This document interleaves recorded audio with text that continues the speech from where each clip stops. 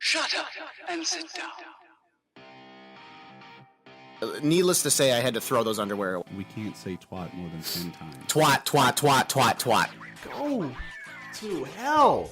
And you get to be the dictator. You get to be a dictator. You get a dictator. That I fucking know you do. egg-sucking piece of shit. No, or when you're interrupting, you bastard. Wow. We're gonna fight. We are gonna fight. I It mean, was if you coming think to shooting tears. a cat is violence, This is and my last podcast with CriticalMass. What do you think, Dan? Do we have a good time? no. Hey, everyone. Welcome to CriticalMass. Good morrow. Good morrow. Good morrow to you.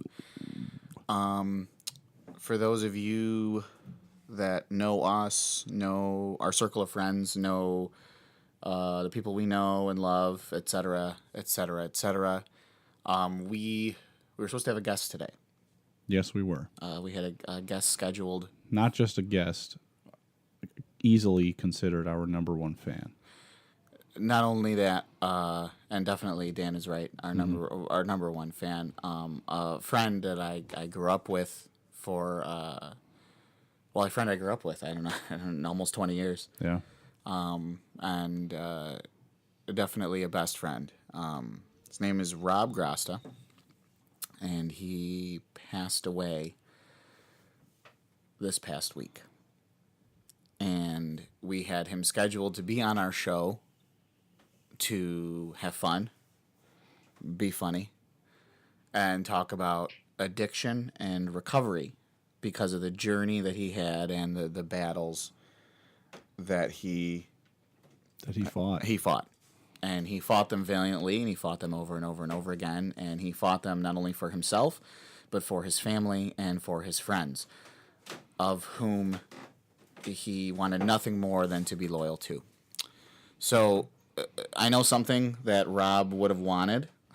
Yeah. Because we are going to talk about him today. We'll get into that later. But he would have wanted our show to go on. Yes. He would have wanted it to be fun and funny and free. So with that being said, Dan, vocab. Let's get right into the show. Vocab. Well, talk about a transition here. I've got a vocab here I stumbled upon, and I won't say where. Oh boy. But it is bukkake. Bukkake. Yes, bukkake. Yes. What is that? Bukkake is defined actually in historical texts. Oh. It is actually a historical text. It's an ancient Japanese, I believe it's a sword. Oh, I thought it was a baking product. No, it's an old. You know what? The baking product might be named after this Japanese sword. Ah, that makes sense. That was used to free the Japanese from the rule of, I believe it was the Irish, when the Irish invaded Japan. Wow. See, folks, on this show, you're getting soulful remorse, actual heartbreaking content, along with absolute joy and hysterity. Of course, and not to mention true facts. Absolutely, and that is a fact that I read in a book about the Irish invasion of Japan and the sword of bukkake. The sword of bukkake that saved them. Yeah. Saved them all, and now they're very peaceful people now. Should we look that up right now? We could, but that would be wasting our time Okay. because I know everything. Fair enough. I have a vocab word for you. Well, I'm a wealth of knowledge. All right, ready? Yes. Cuntsicle.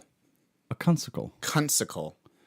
Are you sure you're reading that correctly? Let me read it one more time. Could you spell it for me? Cunt. Cunsicle. Cicle. Cunsicle. Cuntsicle. Oh, I think I know what that is, too. That's another Japanese thing. Is it? Yes.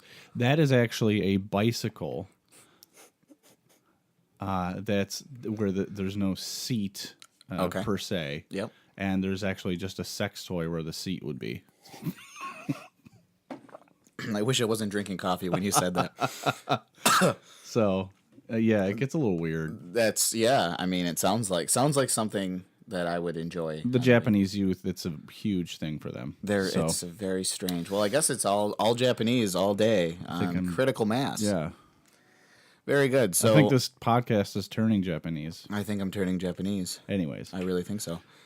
So, Rob. where do you start? Where do we start? Where Well, do you let's start? get a little history. So Rob, like you said, was going to come on and talk about his addiction problems.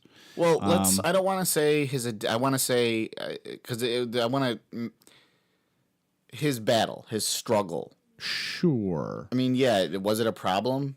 Absolutely. Well, of course it was. But he was taking steps. Of course, and he had turned the page, and he wanted to talk to us about it and kind of educate everybody and give resources, etc. He had a lot of resources that he wanted to talk about here for people because so the past we lost touch. Correct. For many reasons, many difficult reasons. Maybe my reasons weren't as difficult as other people. Like I can't imagine relationships being strained with other friends, other family. I don't know. I can't speak on that because I don't know, and it's none of my business. You were, if I could assume, just on the outside cusp of that inner circle. He had an inner circle of close family and friends that were like really, really, really close with him at the time. And I would see you as more of a just on that cusp of like, hey man, I'm right here if you need me. But yes and no. I would think I kind of jumped on either side, right, back and forth. Yeah. Just we lived together. You know, we lived together in 3 different locations. We lived together at 105. Yep. We lived together at the beach house. Yep. And we lived together at Greenleaf. Yes. And if there's one person, I mean, obviously besides his own family, that knows about living with Rob, I know. I mean, you lived with him in 2 places, 105 and Greenleaf yourself. You were his roommate. Yeah. Yeah. But what was I saying? Okay, so that's what I was saying. So about the show, him coming on. So we lost touch for maybe like a year, a little more than a year. You know, he was, I think you said it like before the show, he was building his own life through recovery. Yeah. And his ups and his downs and his hills and his valleys. And on my side, I was going through my stuff with my kid and, you know, building my life. And I feel, part of me feels regret because before we split in terms of speaking to one another, you know, he reached out. And like I flat out told him that I couldn't keep this up with his ups and his downs and these issues. And like I had to think about my daughter, I had to think about my kid, I had to think about what I had going on. I was trying to find a place to live. You know, I was trying to do what I needed to do for custody. I'm not going to sit here and talk about me. That's not what this is about. The fact of the matter is this is what happened. Well, no, but to be fair, I think you yourself were going through some things of your own, and it wasn't necessarily as dramatic. The hills and the valleys were not as big, but still you had your own challenges. Correct. So to have someone like Rob who was experiencing really high highs and really low lows be a part of your day-to-day life could have been really, really catastrophic for you. Correct. Yeah. And honestly, I hate saying these words. Of course, and it sounds negative, but the truth is that we all have to deal with these from time to time. I didn't trust him at the time. Yeah. I felt like I couldn't, and I trusted him with my life. Of course. Since I was a child. I trusted him with my life after meeting him for like 10 minutes. Exactly. He was that type of guy. Yes. That you talked to him and you were just like, oh, this guy's got my back. This dude is gonna, all of a sudden. That's great. We're friends now. Yeah. Like, do we just become best friends? Yes. Like, that's the type of guy he was. Absolutely. He was. Yeah. And then he let other things take over. So it's not all just the sad, like, that's not the point I'm making. So the point I'm making is a few months ago, obviously, we started the show. We started our show. I got on the FB for the first time in like 10 years. It was like 6 months ago, but yeah, go ahead. Okay, 6 months ago. Crazy. Yeah, wow, 6 months ago. So anyway, he finds me on there, he finds our show on there, and he's like, hey man, haven't talked to you in a while. You know, this is what's going on in my life. Right. Things are getting better. And dude, we started talking every day, he and I. Yeah. Every single day. And I was so happy because, like, I had my friend, like, he was him. He wasn't him who was calling me, slurring his speech, asking me to sleep at my house for a night. And I had to be like, dude, what is going on? It was him. It was the him that was the funny him, the smart him, the witty him, the person we all knew from the beginning of our friendship with him.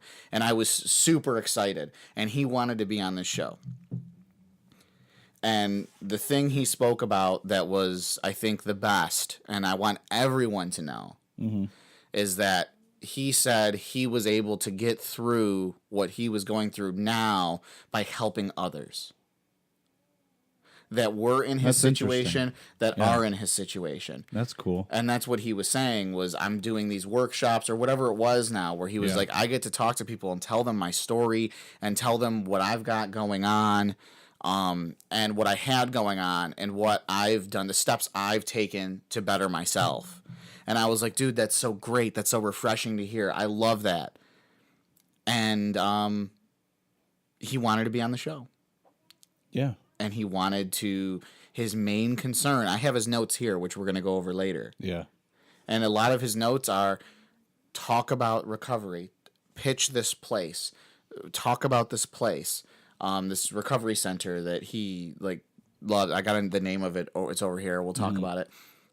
But I found this honor and this bravery in him wanting to come on this show. And I said to him, remember, I said to him, this is going to be some personal shit for you. What's off the table? What don't you want to talk about? When you come on the show, what don't you want to talk about? He said, nothing's off the table. Right. Ask me anything you want to, because I'm here to be honest. Because he knows 2 people listen. Yeah, exactly. Yeah, right? Because he knows we have 2 fans. He has nothing to worry about. One of which would have been in the studio. Exactly.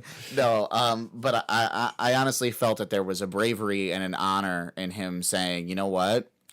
I'm done running. Yeah.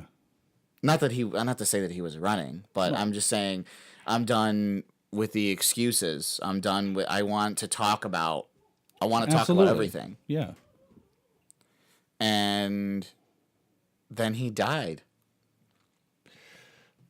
Yeah, and that's it's like awful and sort of shocking, but at the same time it's something that you have to play over in your head when one of your friends is an addict.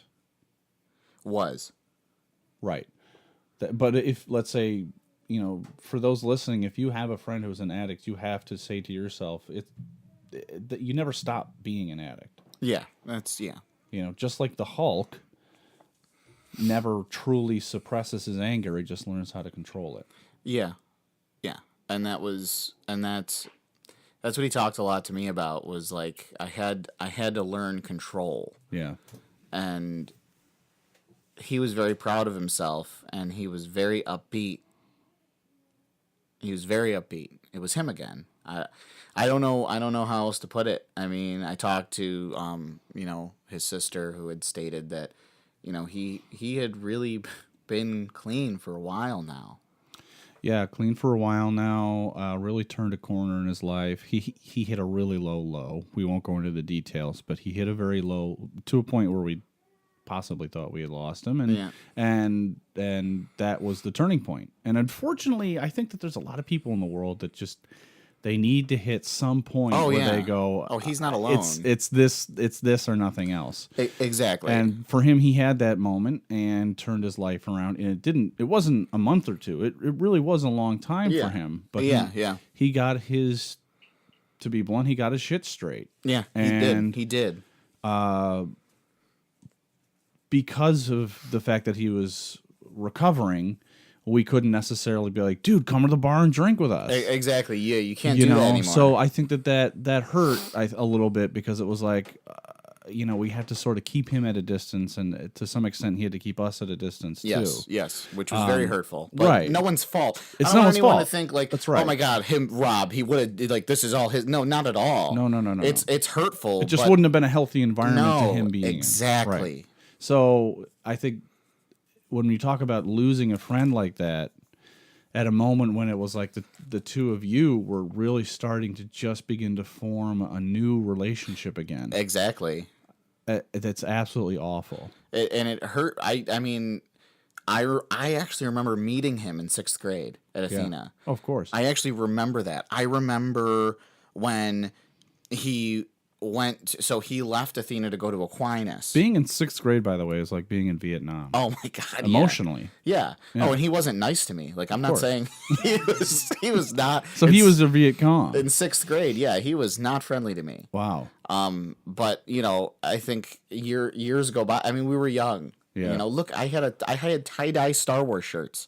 I wouldn't have been nice to me either. Yeah. I would have been terribly I'm still mean to making me. fun of you. Still, I'm wearing a Star Wars shirt again right now. I have one for every day of the week, but and more. I'm sure. But so I want to hear the story. How did you meet in 6th grade? so we were in the cafeteria, Okay. the 6th grade cafeteria, which And I'm picturing you sitting by yourself and crying. no, I was kind of in a corner, and there was a couple of people that I talked to, but it was like the what's it called, what do you want to call it? The derelict. The derelict people. But now I'm picturing the camera zooming out, and you're actually in a mental institution. Well, that's what our cafeteria looked like at Okay. Athena, and I'm sitting there, and I remember I had a tape deck. Yeah. With a mixtape I had made. Yeah. Now the tape that I had made, so my parents just got divorced, and we had to. It was a good time for It was everybody. a great time for everyone. So we moved to Greece because we're poor. Yeah. And I couldn't go to private school anymore. I had to go to public school because we Right. were poor. Yeah. And I went. We moved to Greece. Because as you know, poor people go to public school. Of course, exactly. Yeah. So I go to public school, and I didn't know anyone. I literally knew no one. Yeah. And I'm sitting in the cafeteria, and I got this tape deck, and the mixtape I made was actually like recordings from the radio. So like if a radio song would start coming, I would just like press. Right. We've all record. done it. Yeah. And this is, by the way, CDs had been out. Yeah, I know, but you couldn't make your own CD yet. That was the thing. Exactly. Well, also, I couldn't afford to have a CD player. So Right. I had tapes. So I'm sitting there and I'm listening. I got those like old school metal like earphones, the ones that like you give you a good haircut when you put them on sometimes. Yes. And I got them, and they got the little things, and they always the earpieces are always falling Foam. off. Yeah, the foam. Yeah, exactly. Yeah, and they're always falling off, and I have them on, and I'm like in there, and I'm like listening to music and shit, and I don't even remember what song I'm listening to. I become so numb. Oh my God, that song came out. I was in high school. Okay. But this was middle school, 6th grade. This was 6th grade or 7th grade. It doesn't matter. The story's still the story. I'm listening to a fucking tape deck with headphones, and here comes Rob. What is that? It's tape. It's tape. Is it tape? What? You don't have a CD? No. Well, that's stupid. It looks stupid. Just angry stuff. And I just looked at him, and I didn't know, and I was like, I'm sorry.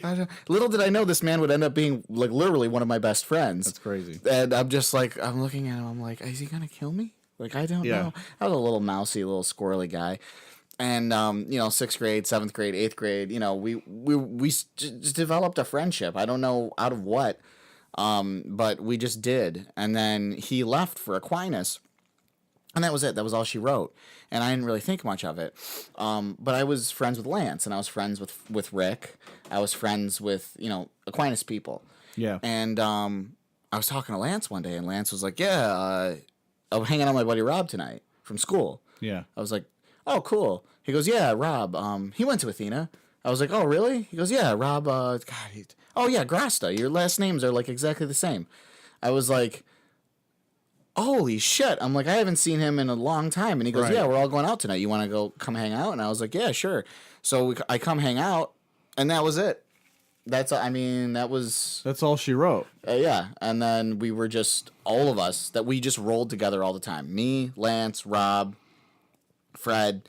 all of us, and we just always hung out. We were in, I was the first one to get my driver's license in a car, so obviously everyone was in my car. So I was like, I'm picking up Rob. I remember when Rob got his license and, going to his parents' house and picking Rob up, or, having all our cars parked at Rob's parents' house because we were having a sleepover. Yeah. But we were like 16, 17, and just having a good time. And I remember one night, like, someone tried to, like, Lance's car alarm went off. We're like, oh my God, someone's trying to break into Lance's car. We're like looking through the windows, like, oh shit. And back when drinking Smirnoff Ice was like a cool thing. It was acceptable. Oh my God, yeah. It's like, dude, I got all these Smirnoffs. And it's like, yes, we're so manly right now. We're so cool. Oh, dude, cheering each other, like stuff you wouldn't tell anyone now, which I'm telling the world now. Yeah, congratulations. Thank you. But yeah, I mean, these are my first memories of Rob, and I think. And I'd like you to share some of your first memories of him as well. But to kind of conclude what I'm saying, what I'm thinking is, when everyone found out I was going to have a child. Yeah. I don't want to get into the details, but I'll say that it was a scary thing. Still is, I'm sure. Based on the circumstances. And I told Rob. Mm-hmm. He was one of the people I was afraid to tell, to be honest with you. Well, because he was so openly honest with all the time, especially with me. From day one, told you how he felt about you. Oh, yeah, absolutely. If there was anyone Rob was honest with, it was definitely you. it was me. At least honest with you about you. Yeah, exactly. Yeah, exactly. There was never like, it's because you're a dick. Like, I'd be he never sugarcoated anything for you. No, never. Yeah. And I told him, and he was there was a very small group of folks. Yeah. And he was one of them. Because most people were like, oh, dude, what are you going to do? Rob looked at me and he smiled. And he said, hey, man, see it as a positive. Congratulations. You're going to figure it out. Yeah. And to say that him saying that meant the world to me because of how brutally honest he's always been to me. Of course. For him to say that was that was very, very important. And I keep thinking about that in this time. I keep thinking about that moment in this time. I purposely set this up for my daughter to be here outside the recording studio today so Rob could finally meet her. It was so important to me for him to finally meet her because he was there for me when I was going through everything that went on. Yeah. All of the shit that I was in. It was like an emotional car accident you were just in. Being told that kind of news, what was unfolding in your life at the time. Yeah. Yeah. And he was there, He would, let's go get some beers and let's talk about it. Let's go meet here and let's talk about it. That was him to me. Yeah. So when he comes back into my life over the course of a few months, and we're talking every day, all he would say, I want to meet your daughter. He'd ask me for pictures, to send him pictures of her, and I did. And he's like, oh my God, I want to meet her. And I was like, dude, you will on Sunday. I'm going to have her here outside the recording studio. She can, you could chat with her for a little bit. She's rambunctious and she's got a full vocabulary and she's hysterical and you'll love her. And he was very excited about that. And so was I. So I'm not sure if it is about him being on the show to be honest and to discuss stuff and that we had plans, or it was that he was finally going to meet my daughter that is literally fucking me. Like, I'm fucked up inside right now. And this isn't about me. This whole situation is not about me. Yeah, I mean, you were on the outside watching a beautiful moment about to take place, and you were looking forward to it because of what had happened in the past, and now it can't happen. Yeah. And that's, I think, really the true tragedy of losing a friend is not seeing those beautiful moments in life take place anymore. Exactly. That's the real loss. And there were so many great moments that we had as friends. Yeah. The senior prank. that we helped orchestrate together. Right. Obviously with other people. It wasn't like it was just our idea, but we helped them. Him playing guitar for the entire senior class as we marched through the hallways with me running backwards with a video camera. That was fun. Everyone's like, where's Rocco in this? Oh, he's the one holding the camera, not well. And then those moments go away, and then they're about to start again, and they don't. I mean, and again, just to go back to, this isn't about me. I can't imagine what his family's going through. I could say, oh, I understand what they're going through. That would be a lie. Yeah, you don't. Like, I don't. I have no idea. But this is, fuck, man. I don't fucking know what else to say. I mean, what about what are your first memories of Rob, or your, I've got stories we'll share later. Yeah, well, I was just going to say, if we want to take a break, we can come back and get into some really fun stories about him. All right, yeah, I mean, Let's do that. I'm down for that. Let's get to some sponsors. Yeah. And then we'll be back. Thanks, everyone. If you're looking for a refinishing, a sealing, and a protection for your cement services, especially your garage, check out Eagle Epoxy at eagleepoxy.us. They can also be found on Facebook at Eagle Epoxy, or their phone number for a free quote, 585-402-4971. Tell them the Rocness Monster sent you for a free quote. Check them out. All right, everybody, we're back. And We're back. Wow, that was a really long run. I thought we were just going to go for a jog. We ended up doing a 5-mile run. Yeah, we ran 5 miles, and now we're back. The magic of podcasts, you could just pause it and do whatever you want. I mean, they don't know. That could have been days later. Exactly. We could be recording. I could have gone on vacation and come back. So let's talk about the time I met Rob for the very first time. Yes, please. Because you can't meet someone more than once, I don't think. Technically, I don't think so. No. We had a house, a townhouse that we were renting. 105. 105. Oh, what memories! Which changed a lot of people's lives. Yeah, let's see. You got married out of that place. Jay got married out of that place. Well, Jay definitely did. I didn't meet my wife there. No, you didn't meet her there, but yeah, we partied a lot. Yeah, but nothing bad happened. Nothing adultery happened there. No, I don't think you... Between her and I mean. Oh, okay. Yeah, well, not even close. I guess I'm okay. Well, scratch one of her that. friends, though. Hello! No, I'm just kidding. Jesus Christ. So 105. So you invite Rob over to the house. I've never met him. Yeah, You absolutely. and I are living together, and we're sleeping and hugging and cuddling together. Of course, yeah. And you say, "Hey, let's throw a party," because you were in a very dark point in your life. Yeah, I was. And you were partying a lot. So Rob had come over, and I had just met him, and we were throwing a relatively big party. Yeah, that was fun. And something had transpired where something was stolen of ours, or people had just drank a bunch of our beer and then left. Yeah, something.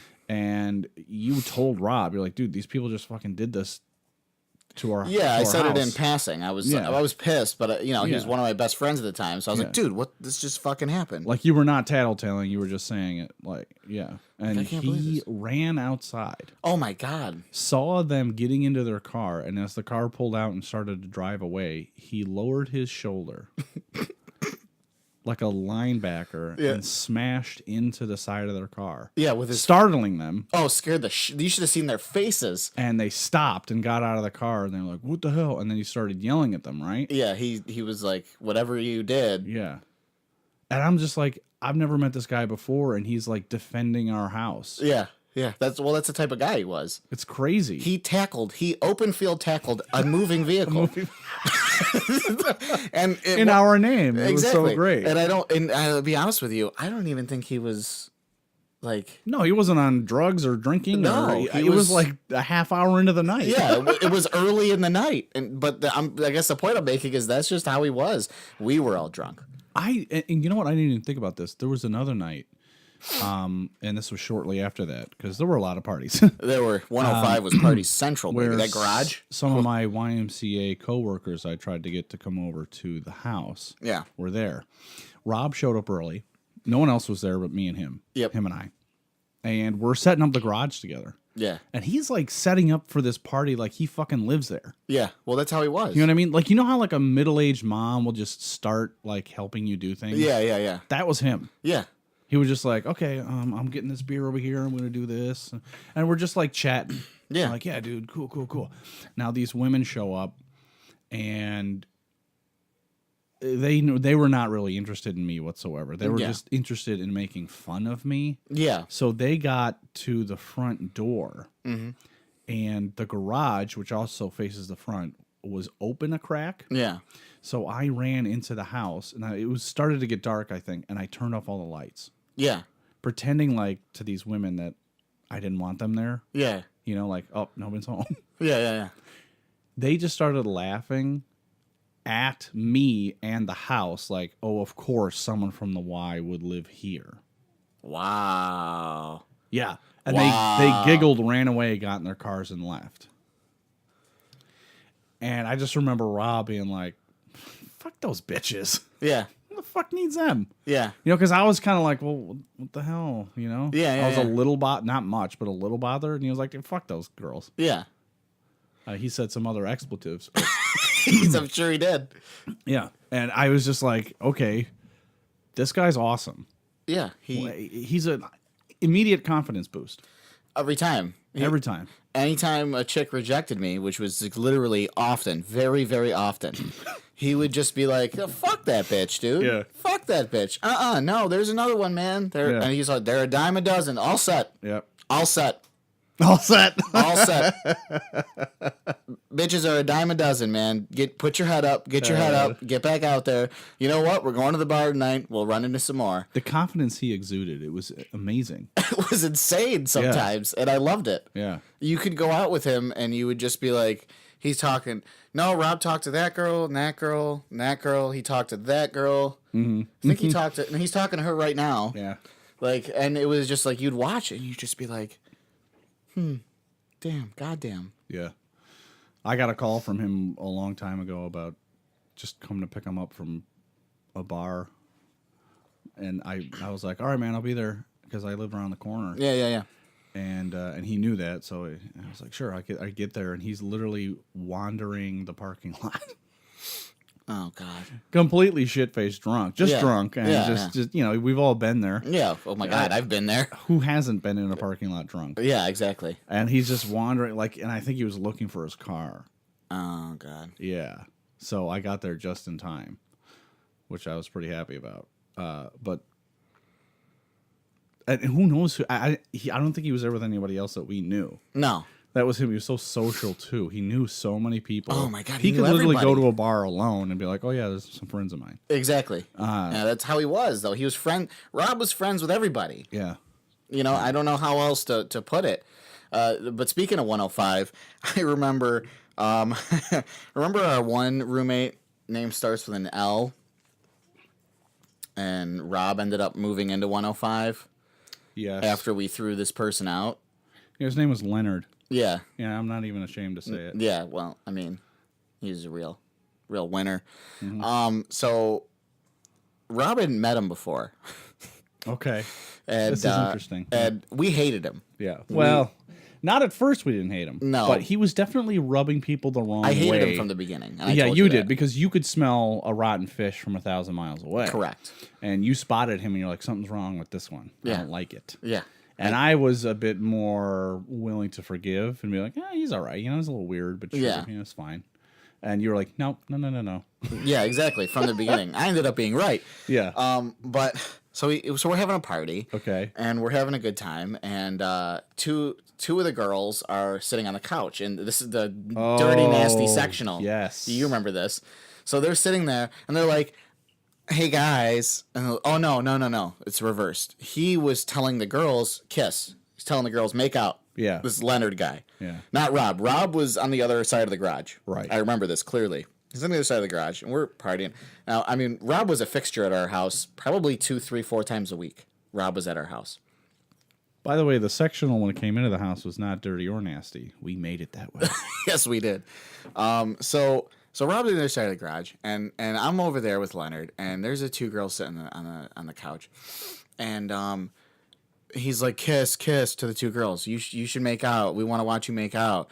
And then I'm just kind of standing there, and he like kind of flicks me my shoulder, and he's like, hey, Rock, you want to see these two girls make out? And I was like, I'm indifferent. I mean, I'm not. The other thing is that you knew those girls too. Yeah, well, yeah. And so it wasn't like you're like, no, I want to see strangers kiss. I don't want to see these two kiss. Exactly. So I was like, whatever. Yeah. Sure, if they do, great. If they don't, I'll live. And so the girls, knowing who they are, right, were like, well, why don't you guys kiss? Right. And then we'll kiss. And I'm like, I'm not fucking kissing him. I'm not kissing anyone.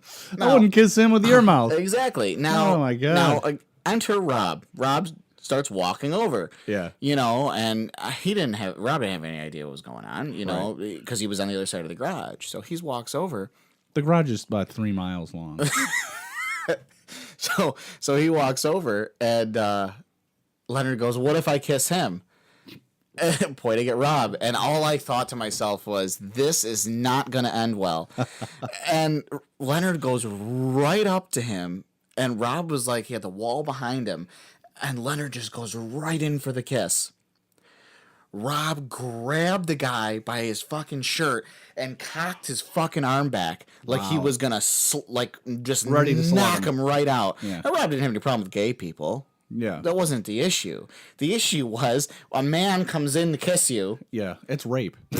Exactly. And he was prepped to defend himself. Yeah. So I ran over and I locked my arm with his arm, just to Rob's, and I was like, don't hit him. He knows not what he does.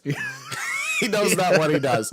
And Rob just got right into his face and was like, motherfucker, I don't know you. Yeah. And I don't know you like that. Yeah. So don't ever get into my fucking face again, funny. because that's the shit that's going to happen. And my only regret, Dan, I should have let should have let Rob knock that guy's fucking teeth out, because he would have knocked him right out. Yeah. And I would have I've seen Rob knock someone out. I've literally watched Rob knock somebody out before. Yeah. And it would have been great to see it again. I should have let him do it. I should have let him do it. But oh my God, there's so many stories. So many stories. I actually wrote a list here. I'll just tell one more. Go no, please, I want you to. Living with Rob, living with anybody really, it can be challenging. It can be interesting. Of course. Because it's somebody that isn't you. It's tough. You're like, why do they do things like this? Of course. So Rob and I shared a different townhouse together, where both bedrooms were on the second floor. And is that Greenleaf? Yes. Yeah. And I had just begun to date my current wife. Now, Rob was working at a well-known seafood establishment. Yes. Franchise. Yeah, I remember. And he would make friends with the other wait staff easily. The other white staff? I never knew Rob to be a racist. Rob was never a racist. The other wait staff. Wait staff. Oh, okay. I'm sorry. I misheard you. Wait staff. You hear what you want to hear. So, a lot of females, too. He brought one back, and this was, when the thing is about being a man, when you have a one-track mind about something, all the other details go by the wayside. So if you're trying to get laid, oh God, a detail about a girl having a kid or not being able to find a babysitter doesn't matter anymore.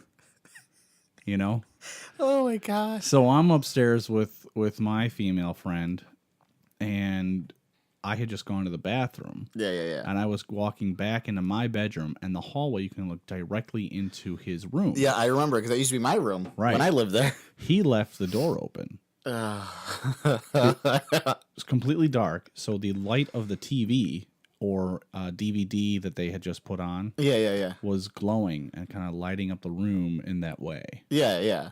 And you couldn't see who was on the bed, but you could tell that, he had a girl in there. Yeah. Well, it was Rob. Rob was very, very popular with the ladies. He was very popular. He knew what he's doing. He definitely knew what he was doing. I look down the hallway and I can see this scene, and sitting right on the floor was a baby in a carrier. I shit you not. Oh my God. In a carrier. Like, oh my God. Like, this girl's like, I don't care. It's been so long. I just got to get laid. And I like this guy. I don't have a babysitter. I'll just bring the baby won't know what's going on. Oh yeah, it's a baby. So, but it was, I swear to God, it was like 2 a.m. Oh my God. And I'm looking down the hall like, what the fuck? And there's a baby out there. I say to my, get out here. Do you see this? Is this baby? Is that a fucking baby? Is that a fucking baby? Oh my God. Because in a bachelor pad. Yeah. That's the last thing you... No. There's no babies in no bachelor babies pad. You there. don't bring a fucking baby Not to only a because bachelor it kills the mood, Yeah. but it's just unsafe. Do you think... it's very unsafe. Now, do you think Rob knew that the baby was there? Or do you think she kind of like... Because it was outside the door. I'm just curious. I guarantee you, in my opinion, through text messaging, because that existed back then, she said to him, I don't know, I can't find a babysitter tonight. He was like, it's fine. Yeah, that's true. I mean, Rob was always good with kids, right? Yeah. He was. I mean, our house was clean. It wasn't like a fucking death trap or anything. Very so true. It was certainly baby safe, but Yeah. But I mean, it's just Oh my God. the things that you get when you live with somebody. Those are the things you see, and you go, "All right, man." Oh my God. Getting blown up over here for some reason today. Anyway, that's funny. That's some funny shit. I want to talk about the famous bar brawl. The bar brawl at Pelly's. All right, let me just start off by saying why I wasn't there. Oh yeah, which involves Rob too. Oh my God, that's a separate story, isn't it? Yeah. Okay, really quickly, very briefly. No, I want you to do this and involve. You sure? Well, it's a story about Rob. That's why we're here today. I guess so. Yeah. So please go ahead. All right. And So another. By the way, I gotta say this before Yeah. you start: is Rob was coming on the show today to defend his honor. That it wasn't his fault that what happened. Fair enough. Happened. Fair and, enough. and you know what? If he was here, you know what I want you to do right No, now? my entire life is blaming other people for my problems. Exactly. But if Rob was here today, he would be arguing with you right now, and he told me flat out, I'm gonna face Dan Okay. for what happened, and it wasn't my fault. And I laughed so hard when he told me that. So if he was Okay. here, go ahead. All right. So we're throwing a big party. Again at 105. Yeah, and somebody, a friend of a friend of a friend, knows a girl who was a Buffalo Jill. Oh boy. And she was an attractive woman, okay? I mean, yeah. So she comes into the party, and we're all partying. I have a 1.5 liters, A handle, if you will. or a handle, a meg-sized bottle of Southern Comfort, straight. And I'm drinking that for the night. I'd say this is my drink of choice. And I'm trying to get this Buffalo Jill and some other people just to do some shots. Trying to loosen up the party a little. I'm a single guy. You were also pouring it into people's beers. Well, that as the night went on, yes. So I began getting a little loosey-goosey with it. A little? Just kind of pouring it into people's beer when they weren't looking. I would ask them nicely, and if they said no, I would do it anyways. I remember because you did it to me And a couple times. those were the blackout kind of days. And Great days. Josh and I also like to wrestle. Oh. So I swear to God, this Buffalo Jill started actually talking to me. We did some shots together. I'm not kidding. We did shots together. I believe you. I'm sure it ended at that point, though, too. Yeah. Because that's when Josh and I started wrestling. Yeah. And in that wrestling match, I broke my cell phone or lost it or something. But I blacked out in that wrestling match. And I remember waking up still fighting him. And You woke up fighting him.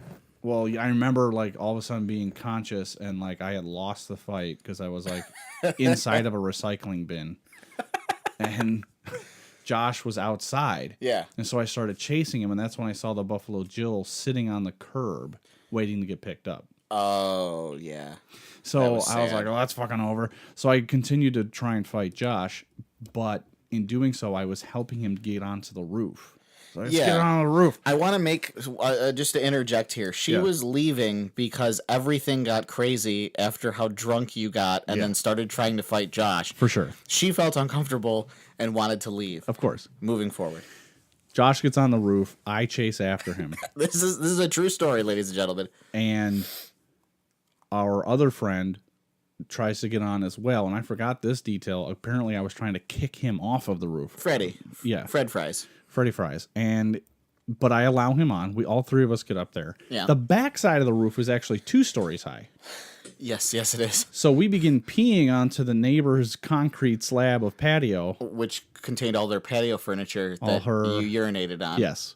All three of us peeing over onto their stuff. Yep. And then I realized I'm like swaying back and forth on the edge of this roof. And I'm like, we should get down. I actually had that moment of realization. This is dangerous. Let's go. Yeah. So come on, guys. So we got to the other edge of the roof, which hangs about 6 feet off the ground. It's a very low-hanging roof. It's the edge of the garage. Yep. And it was kind of like, well, how the fuck are we going to get down? It's still kind of a long jump. I mean, 6 feet straight up. I mean, if you think about it, you got to land just right. Yes, you do. So, especially in this case. There's 2 other people still on the roof. I decide to go first. Right? Yeah. I sit down with my legs dangling over the corner. And I gather people. Now people are like, well, how are we going to do it? My other friend, Jay, comes up and says, well, let's just grab your feet and we'll kind of guide you down. Correct. Probably the worst idea. Maybe I should be blaming Jay. Maybe it was my idea. I don't know. I don't really remember. And then Rob was supposed to come up and grab my other foot. Yeah, and he did. And I thought he did. In my opinion, he had my foot, but he wasn't quite ready. Because I counted. And from your account, I did not count fully, but in my head I did. You rolled off the roof like a sack of fucking potatoes. No. And the roll The roll was on Rob's side. So he was holding your foot, and your foot went through his hands. Yeah. Because you threw all of your weight on that side. So my foot came straight down while Jay was able to hold my other foot. Yeah. And my foot came straight down and hit the ground, and my fibula, the smaller, thinner bone on the backside of your leg, snapped in half. My whole foot was completely at a 90-degree angle, hanging off to the left. I'm laying up against the side of my car. Jay's setting it back into place. People are screaming, barfing. Yeah, hysteria. There was a couple of the girls started crying. Yeah. Well, your leg was at a 90-degree angle. Right. And I remember everyone just being like, oh, yeah, oh, God. So I go to the emergency room. It turns into a whole thing. But to this day, like we were still talking about it, like, I think it's because I didn't fully count and Rob wasn't fully ready. So my foot went right through his hand. Yeah. Anyways. I mean, it doesn't really matter now. I'm just trying to blame everybody else. Like it's their, Josh got on the roof, and like it's because Rob couldn't hold my foot. Yeah. I think it was funny that when Rob and I were talking about the show today that was supposed to happen today, one of the things he said immediately is, I'm confronting Dan about the roof. Like, to me, that's just great. So I'm glad we did get to talk about it. I was in the hospital for about a week, right? Yep. I come back and he's kind of sick. Like he doesn't have the flu, but he's really just under the weather. Yeah, yeah. And he's sleeping on the couch. And I come in from the hospital with my mom. Yep. And I'm like, hey, dude, I'm going to need to stay on that couch. I can't even sleep in my own bed. Yeah. I'm wearing essentially what's called a soft cast. Yeah. Because I need to be able to do physical therapy on my foot, like stretching it back and forth. Yeah, yeah. And so it's really just a bunch of gauze and like bandages. Yeah, yeah, yeah. Very like if I touched it against anything, it was like excruciating. Yeah, horrible. I can't even imagine. So I kicked him off the couch and I was like, dude, I need to be down here. He went upstairs. Yeah. Like I didn't see him for a couple days because he was just working so much. Yeah, that's when he was living there. Yeah. Yeah, yeah. And so I spent that time on the couch trying to recover, right? And then I eventually got a wheelchair so I could go to work and like kind of zoom around the halls easily. Yeah. Right? Yeah. But I did have crutches as well. Yeah. You guys decided, let's go to a local establishment up by the beach. Yep. Pellies. And I was like, you know what? It's kind of douchebag ridden. In addition to the fact that I have a cast and crutches, Yeah. and or a wheelchair, and I don't want to be in a douchebag ridden bar like this. Like I think I ended up going to the pub at one point like that. But that's a much lower key place. Yeah, it's a very low key. You can't go into Pelican's Nest with a fucking wheelchair. You can't. You just can't do it. And then their deck, their outdoor deck, their indoor area, Or and the place was packed even in to the crutches gills. with a soft cast, like there's too many people around. Oh, you would have been fucked. I could have slipped on something. You could have. It's just a bad idea. Re-broken it. So I actually declined. I was like, you guys were trying to get me to go, and I was like, nah, I still don't think it's a good idea. Yep. So I remember. you guys go. Yeah. And what happens? Okay, so Rob's wearing a bright colored shirt. I want to say it was like orange or something yellow ridiculous. or something. Just it was a polo. It was loud. Rob always wore polos when we went out, and he always smelled of cologne. Oh yeah. And his face was always freshly shaven. Shorn. He was every time if he didn't have a girlfriend at the time, he was in hunt mode. Yeah. I'm gonna fuck somebody tonight. It's like that would be like I don't know who, but somebody's having sex with me tonight. Period. And he prepped himself. He was like a man of war. You know, nice polo, freshly pressed, nice pair of shorts. You know what I mean? Like, and the hair was just always fucking perfect, right? So I'm on the back deck with Jay. Me and Jay are standing next to each other. And, you know, there's like the open area and the windows and that you can see out into the bar. Right. And then towards the entrance. Yes. And Rob's coming in the entrance at that exact moment that Jay and I are looking. So Jay's looking and he's pointing at Rob. Right. And he's like, that is a bright shirt. Like something along those lines. He was saying, right. That is a bright shirt. Yeah. And we're chuckling, you know, we're laughing, and we're like, well, let's make sure he sees us. You know, we're pointing, and mostly Jay's doing a lot of the pointing and like laughing about how bright the shirt is. Yeah. It was like a bright orange or something like that. Just a fucking like you burn your retinas bright. Sure. And Safety orange. safety orange, yeah, This or guy on the maybe it highway was like patrol? a yellow or something like that. Anyway, it doesn't matter now. So little did we know, in between me and Jay and Rob, of whom we were looking at, there was a guy who wishes he was Eminem. Okay. He was a white guy who like tried to embody everything of the street. That he was super tough. He was really a scraggly piece of shit. And I hope the guy I hope that guy died. Like it makes me sad because good people die, and these people like this get to walk the earth. Yeah. I'm sorry, it's the truth. The guy gets right up in Jay's face. Fuck you laughing at and pointing at me for, son, blah, blah, blah, blah, blah, son. I'm fucking...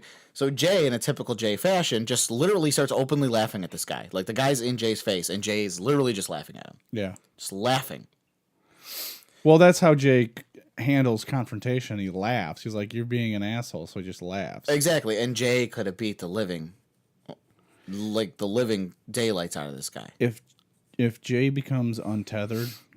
So, what really happened with Jay is that he was being held back by someone. I don't know if I don't know who was there with him. Yeah. But people were holding him back because his brother was being attacked. Correct. Somebody hit his brother. Watching. He had a fucking golf ball on the side of his head. Yeah. From getting and punched. I believe Jay was like starting to lose it, like getting really pissed. And yes. And he's a little guy, but he's very strong. Well, he's built like a UFC fighter. Right.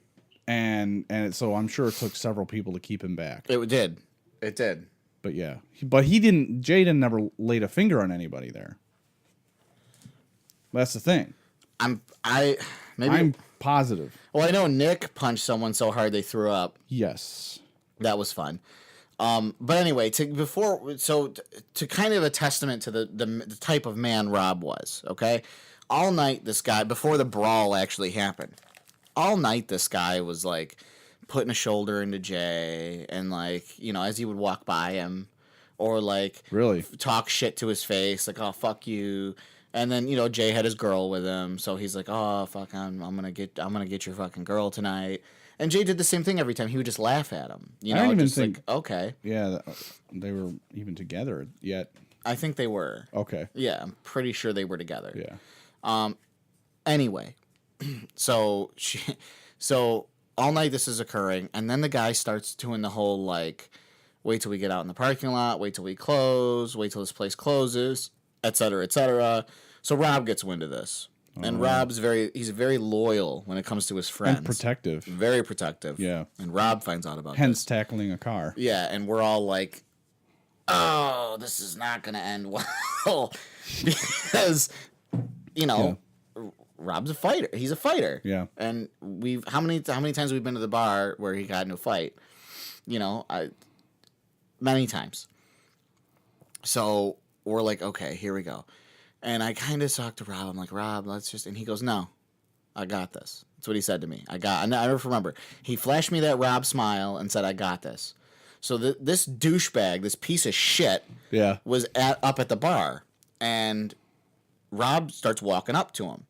So now it's me, Rob, Jay, Josh, Nick. We're all behind Rob, right? And Rob goes up to the bar, goes right up to the guy and goes, hi, my name is Rob. Mm-hmm. And puts his hand out to shake his hand. Yes. And the guy kind of looked at him. And Rob goes, listen, some shit got said tonight. Some people said some shit to people. It's about to be closing time. Let me buy you a drink. And let's let everybody get to their cars and get to their home safely tonight. Everyone's kind of like fucking looking around. Like, yeah. Rob just, that was great. that was handled it the best he could have. That was the best. For sure. Well, the guy said, I quote, and we don't condone this language here at Critical Mass. Okay. He said, what are you, a faggot, trying to buy me a drink? You faggot? Wow. And Rob said, no, man, I'm just trying to make sure everybody... Well, guess what? You're not getting home safe now. And started getting in Rob's face and goes, in fact, why don't you come outside with me right now and I'll show you how much of a faggot you are. Something like that. Yeah. And, well, that's all she wrote for Rob, because that's when you could see Rob's face go from friendly to red to I'm gonna skull fuck you in the parking lot. Right. So they start walking out, and we're like, oh shit! And but didn't this guy famously say, "Get some"? And we all had flip phones still, and slapped his phone shut. No, well, because he called like some friends. He called his friends. So as we're all walking out, the guy pulls his phone out. Yeah. And goes, you know, Manuel and Larry and fucking whatever. I'm at Pelicans and shit's about to go down. Because we were all going to go outside and just gang stomp this kid. Yeah. And we go outside and a van, like a car or something pulls up, and like dudes start rolling out of it, and that's when freaking Josh and Nick and Rob, and they're just in fight mode, and I'm like, ah! And then security guard told me that I was too small to play with them. Really? Yeah. That's funny. That was embarrassing. Yeah, it probably It was. was very embarrassing. So I got to watch it from the side because the security guard wasn't going to let me do anything. I see you like purposely standing behind the security guard, like, no, let me go, and he's like, dude, I'm not even holding you back. No, he literally looked at me and said, "Stay here, little guy. You're going to get hurt." Okay, so every piece of virility I ever had as a man was gone at that moment. So I looked to my left, and the little fucking white dude that was being a piece of shit. All right, Rob had him again. His famous move was to grab the shirt, the lapel of the shirt. Yeah. Rob had him by the lapel, and the guy goes to swing on him, and Rob pushes his head back and pushes the guy away from him, and the guy misses twice. Yeah.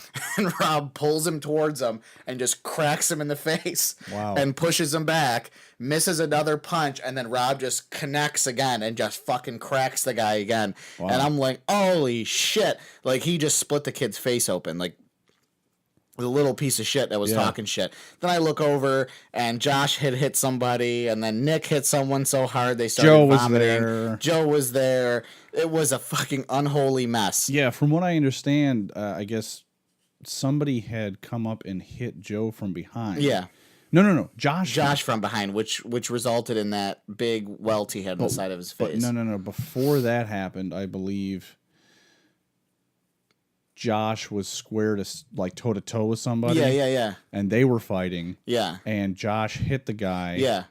And as soon as Josh hit the guy, like literally after Josh hit the guy in the face, Yeah. he was like stunned and walked backwards. Yeah. And this is how Nick walks around Pickles.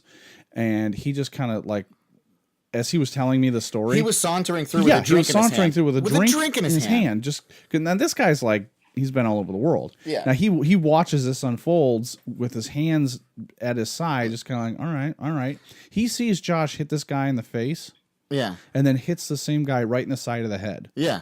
And then that guy then just by he being hit twice so quickly just goes. Nick went and got his hat for him and handed the guy his hat back because the guy was wearing a hat. Yeah. So he's like, I think you need this, man. And like handed him his hat. He's like, you all right? Like asking the guy as he's vomiting, you okay? You gonna be all right? What? So as that happened, Josh had just punched this guy. Someone came out of the blue and knocked Josh onto the ground, hit him in the side of the face, and knocked him onto the ground. Yeah. Joe saw this. Now, you think that Rob was a fierce defender of the loved ones? Wait until you do something to someone that Joe loves. Oh, yeah. Your insides will be torn out piece by piece. Yeah. So Josh is knocked onto the ground. Yes. And some guy's on top of him. That's where I got confused. Joe swings right over. Jay. No. I thought it was Jay. Right. That's where I was confused. So Joe swings right Joe. over and it's just this big massive person on top of Josh. Yeah. And Joe just begins to mercilessly punch the shit out of this guy's kidneys. Oh, yeah. He was just kidney punching him. Fucking unloading on him. Like, to think, like, most people would be, like, trying to go for the head. Yeah. But I think they were between two cars. Yeah. So Joe couldn't necessarily get to the guy's head easily. Yeah. So the next best thing to him was to think like an absolute trained Navy SEAL killer. Yeah. And make this guy piss blood for the next 2 weeks. Yeah, pretty much. And he I'm sure he succeeded. And he was just unwailing, just going at it Yep. until a security guard just literally picked him up and said, no. Yeah. So the issue was the reason we all got to leave Right. was that the idiots that were brawling hit the security guard. Right. And all the people we were with, if the security guards came over, stepped back and let the security guards do their job. Security guards are trying to break the fights up. Right. So, like, Josh put his hands up and walk away from security. Rob would do the same thing. Nick do the same thing. Well, when security came over to break up a situation, one of the other people swung on the security guard. Cops showed up. And that's when we pretty much, as a group, everyone, because they had corralled everyone over towards me at this point where I was. And I was like, guys, holy shit. You know, and they're like, all of you, get in your vehicles and get the fuck out of here. Yeah. Get out now. And the other guys don't really know what happened to them. They weren't so lucky, I would assume. We never swung on security. They did. Not that I didn't swing on anybody. I was fucking, being detained because I apparently am not allowed to You're too little. Fight anyone. Too fragile. Apparently. I've been in fights before, but that would not have been a good one. Long story short, we get home. We get to 105. I didn't live there at the time. Right. But you did. And we were all in the garage. I remember one of my favorite things was said by Rob. He's sitting on the couch. His knuckles are all kinds of fucked up. He's got a bag of peas or some other vegetable, some type of non-ice pack or ice. It was like a food product that was frozen, was on his hands. And we're all in there. We're panting. Josh's face is all exploded from the fucking hit. Everything like that. Rob just goes, well, that escalated quickly. Right out of Anchorman. Yeah. And that was a fun night. Yeah, just another reason why you have someone like Rob in your life, because he's going to be there for you in any situation. Any situation. Yeah. Literally. Yeah. I mean, that was... A little bit of the way he really was reflected in you when I was dressed up in that bunny suit that one night. Because, that's right. Because as Josh, Jay, and Joe ran like scared little girls away, I was being circled by anywhere between 6 and 12 fully grown men. Yeah. And well, I used a misdirect. Yeah. And you, as I was peeing, came out and said, no. He's not the guy. You want somebody else. Blah, blah, blah, blah. You literally, in the face of all these men, puffed out your chest. I did. like those little lizards that do that. Yeah. Like that. I was in my defense. I was channeling Rob. Yeah. If that could be anything, I was definitely channeling him. And I told the Detmans use the excuse like we're getting the car ready. Sure you were, you assholes. Well, my idea was simple, and it was a lie. But I said, "There's another guy in a bunny suit in there, not him." And you were drunk, and you were peeing, and you turned around. They had gone. And you looked at me and go, "There's another guy with a bunny suit in there." And I said, "No, there's not. Run." That was it was just a very Rob moment for you. Yes. It's like in times of stress, it's fight or flight. Exactly. And you were just there. That's the only thing I can think of to do because there was no way I was going to win that. No way. But I mean, what can be said? What can be said? So what we're going to do is we're going to take another break. Okay. We're going to come back. I would like to just have a final thought, get into our fuck yous, and we'll go ahead and wrap the show up today. Sounds good. So, ladies and gentlemen, enjoy our sponsors, and we will be right back. Critical Mass can now be found at the 8o'clockstop.com. That's the 8o'clockstop.com. We're there with the Hypothetically Speaking podcast, as well as 3 Dicks Picks podcast. Check us out there. That's the 8o'clockstop.com, because everything starts at 8 o'clock. All right, folks. Thanks for sticking with us. We're back. And we're going to get real to the meat of this podcast. Yeah. Some good stuff here. Yeah, wait, I mean, I thought we already did that. No, that was the appetizer. Oh. This is the fucking main course, and it is delicious. Yes. Okay. So, I just wanted to, kind of some final thoughts about just gotta move your mic arm now and make a bunch of sounds. Final thoughts. Just about Rob, I guess, in this whole thing. Do you mind going first? Sure. Well, one, Rob, if it is possible, and I don't know, but if it is possible that you can hear us, yep. I think you'll always be our number one fan. Yep. And I think we were honored that was a fact. When I first heard that, it really warmed my heart to know that not only did someone actually care that much about our show, but that it was someone that we also cared about a lot as well.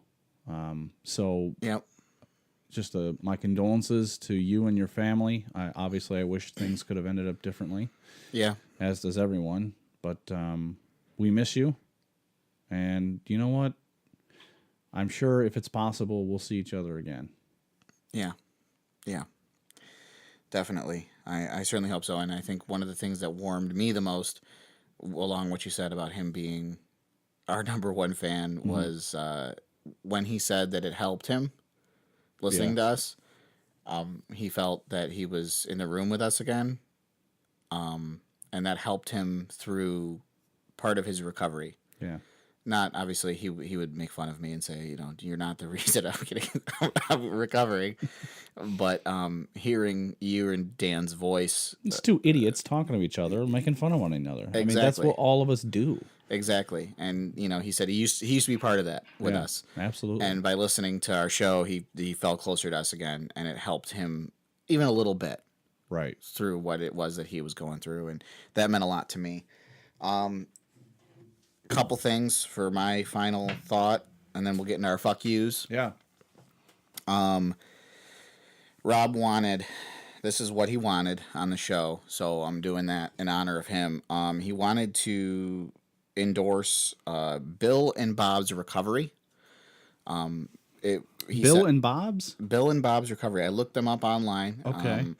And it's in the city. Okay. And he said it's a great place. So if you are struggling with addiction, or know somebody that is, exactly. Thank you. Or know someone that is, Rob highly suggested this place as it helped him. That's Bill and Bob's Recovery. Quick Google search, Bill and Bob's Recovery, Rochester. Will get you their information. It's all there. I did a quick Google search. It was like, boom, right there. Okay. So good. Check them out.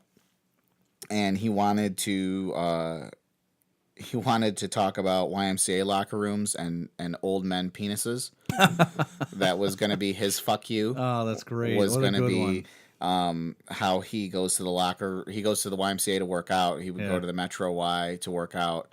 And he was telling me, dude, what the fuck, man? They do just their old wrinkly balls and cocks just hanging out, and then they're go to dry their leg, and I'm sitting on the bench, and they'll put their leg up, so like their package, their old shriveled package is if like right ever in my there face. were a more unflattering thing to see. I mean, it's like, come on.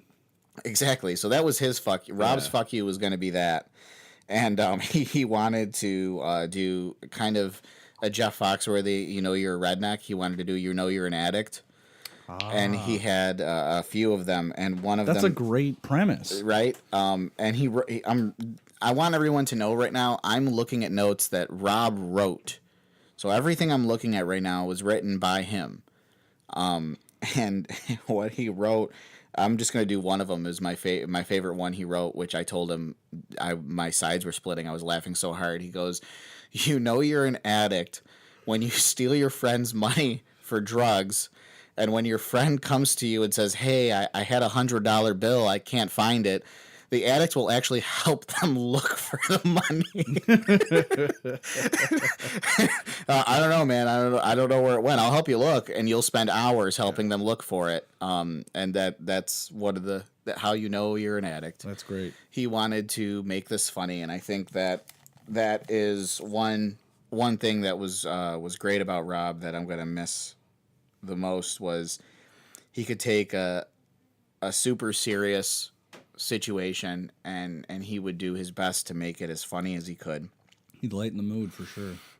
And when his sister reached out to me and said that he had passed, I texted him like 4 times, just Rob ? Please answer me, because I kind of just didn't want to believe it. And when I finally did believe it later on that night, I actually texted him. I actually sent him a text. And I'd like to end and go into our fuck yous after I read this. I said, you son of a bitch, I loved you, and I'm going to miss you. You're never going to read this, but we're dedicating our show to you on Sunday. You were our biggest fan, and you were our good friend. I've known you for nearly 20 years, and I know we fell out of contact when things got rough, and maybe I'm always going to regret that. But wherever you are, please strive to be the best version of you, because I know that's what you were trying to do. And I'm sorry I wasn't there, but I didn't think that you wanted my help. I really wish you could have met my daughter. I loved you, man, you son of a bitch. And that was it. So, Rob, wherever you are, I hope to see you again. Wow, it's pretty rough there. Sorry. I wanted, yeah. So, my condolences forever to his wonderful family. I hope they're listening. I hope they enjoyed the show. Yeah. Okay, focused. Staying Dan. Positive. Dan, you're okay. You're okay. All right. All right, let's get into the fuck yous. The fuck yous. Let's get in our fuck yous. Well, gosh, what did Rob? So Rob's fuck you was old man balls. Old man balls. That's very Rob. Jesus, we pay a membership to see this. Yes. Yeah, my fuck you is to. I'll call out the specific website, and this is not a joke. Funfanjerseys.com. Or funfansjerseys.com, something to that effect. There's nothing about that sounds fun. It's just a cheap alternative place to get jerseys. Football, any sport jersey. Yeah. And I thought it was legitimate. Here's the problem. I gave them my credit card information, and I expected 2 jerseys in the mail. Okay. About a week later, I get an email from the website saying your card was declined, even though I had billions of dollars in the account. Absolutely. And I was, oh, that's weird. So I said, well, everything should be fine with the bank. I have enough money in there. Just try to, maybe I entered the information wrong. Yep. Happens. They said, no, it was declined again. Just send it Western Union. Well, that sounded funny to me. Never do that. So I called the bank, and Yeah. they said, yeah, we declined it because we thought it looked weird. Oh. Yeah, I was like, well, A why? bank doing something for people? Yeah, they were like, well, it's from China, and we don't know who they are. I was like, okay, well, they wanted me to send Western Union. They go, well, that's kind of a red flag. Yeah, that's a huge You should red flag. cancel your card. Yeah. Now, I was desperate for these jerseys, dude. The season's coming up. I wanted to have my other jerseys. And I was like, I don't want to have to go through this process again. I'd rather believe that they're a legit company that just isn't good at doing business. They're probably not. So I emailed, called. I called this company 20 times. Yeah. 20. Yeah. It's a 315 area code number that they give on the website. Yeah. Like, need help, call this number. Their answering machine simply says the customer you're trying to reach can't answer the phone. That doesn't even make any sense. You're not trying to call a customer.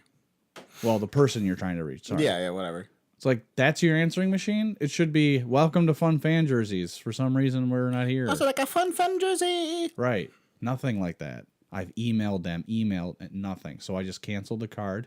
Yep. I had to take all the cash out of my account. All the money on my account, because you can't use a card once you've canceled it. Yeah. And you have to wait 7 to 10 business days. Jesus, your So bank now sucks. I don't have the jerseys.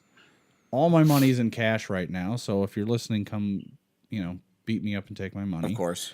And, which I will do after the show. Right. And this company is a piece of shit. Maybe they sold some of my information. I don't know. They might have. So fuck it. And if you are an actual legitimate company, Fun Fan Jerseys, go fuck yourself. Your customer service is terrible. Who the hell doesn't answer a phone? God. Or at least have an answering machine? Because it's a scam. Yeah. It's a scam. Okay, so fuck them. So that was your fuck you. And it warranted. Pretty warranted. legitimate one. Yeah. My fuck you has to do... My fuck you is getting older. Yeah. That's my fuck you. Fuck. Getting older. Really?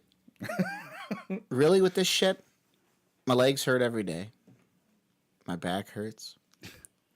Yeah. I have a child. Well, you have other reasons for your back problems. Yeah, I mean, I'm just a decrepit old man. Right. I have a child. I have these things called responsibilities. Ugh. And accountability. And accountability. Oh, God. I can't do stuff anymore. And things continue to change in not so nice ways. You lose people. There's my child now, screaming. If you can hear her. Yeah, we can hear her clearly. Getting older. I guess growing older, but not growing up, as someone would say to me, is kind of what I'm trying to do. Yeah. But fuck you to the changing of life. Fuck you to the inevitable. Fuck you to fate, and fuck you to destiny. Because I want a shower beer. remember shower beers? I had one the other night. You did? Dude, I took a bath and a shower with a beer. Man, you know what? I needed the bath for my legs because I just walked like 14 miles. Oh, yeah. And my feet were swollen. Oh, yes. But then I washed all that off with a shower. Of course. Because I'm a grown man. Well, yeah. And then, it was good. I just needed that beer. Well, yeah. Who doesn't? Of course. I mean, I missed, but I can't, shower beer, to me, it's like, oh my God, what? Yeah. I mean, it was, you try it once, it's fun, but then, like, you're like, all right, that's kind of dumb. But every now and then, you're just like, fuck it, I'm doing it. I used to do it like every weekend, like every Saturday morning at the beach house. And that was your one shower a week. Yeah, of course, absolutely.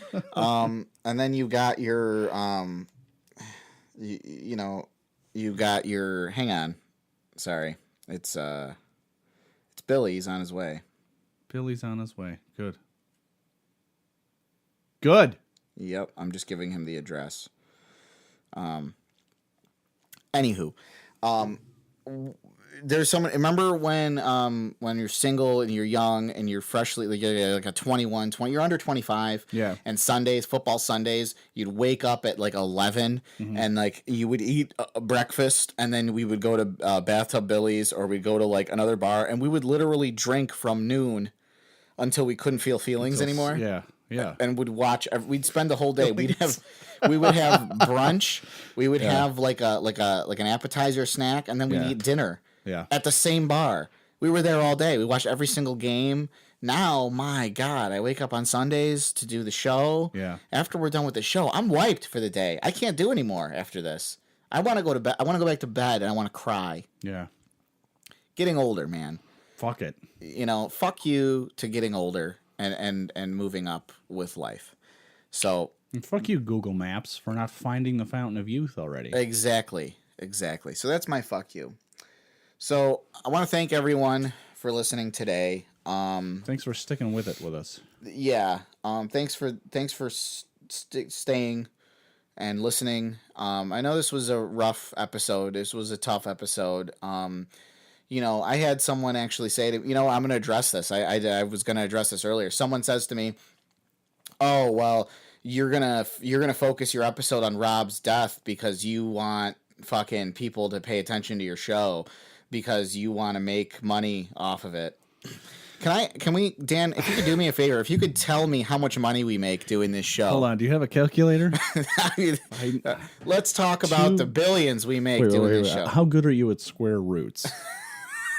I'm not good at square roots at all. We're definitely in the hole.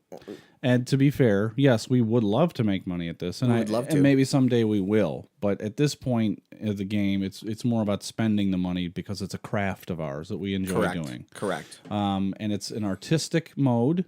Yep. And if something inspires the way we feel, then we're going to talk about it, whether it's big or small. Exactly. This is big to us. And we're talking about the guy that was literally going to be on the show today. Well, not only that, Dan, a close friend of both of ours for an extended number of years. Yeah. So, and if it draws attention to you or I'm not saying that's good or bad, but that's not the point. The point is that we're just expressing how we feel about a close friend of ours. Correct. And fuck everybody else. Exactly. Like, honestly. So if that was your train of thought, if that was something that you want to say, why don't you come over, say it to my face? I'm going to do it in a typical Rob fashion in honor of him. Come say it to my fucking face and I'll break your fucking teeth because that's what he would have wanted. So thank you to Rob's family for allowing us to talk about him today, for being cool about that. I really appreciate that. I know you guys. I've met you many times. You're great people. I've always, I don't know what else to say. You're great people, and thank you. And I can't imagine what it is that you're going through right now. I can't even imagine. So thank you for that. What's something that Rob would say? Like, what would be a good sign off that Rob would have? All set. All right. All set. But I want just next week. Yeah. Real quick. Oh yeah, next week. I just want to shift gears to next week. Next week we are going to be doing the first ever collabacast or pod collaboration or collab. Well, this is how folks know that we're legitimate. We have friends in the podcast world. Correct. Brew List. They Yes. have many episodes. It's spelled BREWELIST. Look them up on Facebook. That's BREWELIST. Brew List. They talk video games and they talk beer. Jackie told me what the beer was. I don't remember, but the game we're talking about is Zelda: The Ocarina of Time. So please stay tuned for that. We record that next week with our friends at Brewlist. Yes. Casey of Rock Connoisseur. If you haven't checked out Rock Connoisseur, check out Rock Connoisseur. Casey's awesome, and he's definitely been small. Well, no, I don't want to say small. He's been a partial inspiration to me and actually doing things that I want to do that are artistic.